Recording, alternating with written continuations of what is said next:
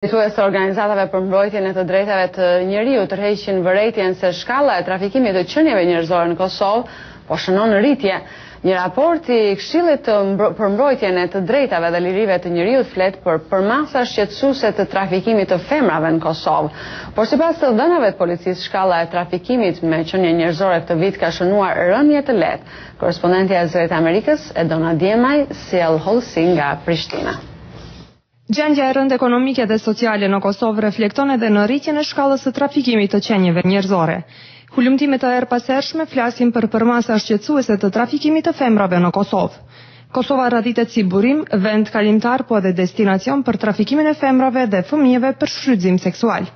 Luljeta Vuniqi nga Qendra Kosovare për Studime Gjinore thotë se kushtet e rënda ekonomike kanë ndikuar edhe në rritjen e shkallës së prostitucionit tek femrat në Kosovë. Ajo thotë se vajzat e mitura janë ndër viktimat më të shpeshta të trafikimit. Kosova më nuk është vend i destinacionit, po është edhe vend i burimit ose vend transitor dhe vend i cili po eksporton prostitucionin jashtë. Kjo për arsye se, domethënë, çdo vit më shumë po shohim se shkalla varfërisë po rritet në Kosovë. Mungesa perspektives, mungesa e arsimimit për shkaqe ekonomike, pikë pari, mungesa e punësimit bojnë që ky numër të rritet. Një raport i Këshillit për mbrojtjen e të drejtave dhe lirive të njeriut tërheq vërejtjen se trafikimi me qenie njerëzore në Kosovë gjatë viteve të fundit ka marrë përmasa të jetë shqetësuese. Hulumtimet e këtij këshilli tregojnë se viktimat janë kryesisht të moshës madhore, por ka mjaft të tjera të moshës jo madhore. Mosha e tyre sillet prej 14 deri në 50 vjeç, thuhet në raportin në të cilin nuk jepen shifra të sakta për femrat e trafikuara. Por të dhënat e policisë flasin të kundërtën. Zyrtarja për informim në Policinë e Kosovës Violeta Elezaj thotë se shkalla e trafikimit me qenie njerëzore këtë vit shënon rënje. Të dhënat tona tregojnë të kundërtën në lidhje me këto statistika. Vetëm në vitin para prag, do thotë kemi pasur në të njëjtën periudhë 19 viktima të trafikimit, ndërsa tani kemi 12 viktima të trafikimit.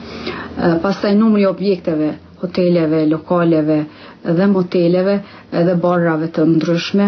Në vitin e kaluar ka qenë 98 numri lokaleve të mbyllura, ndërsa tani kemi 92 lokale të mbyllura. Po, megjithatë kemi rrëmje, megjithatë do thotë kemi rrëmje sa i përket këtyre rasteve dhe krahasimit të 6 mujorit të vitit 2008 me 6 mujorin e këtij viti.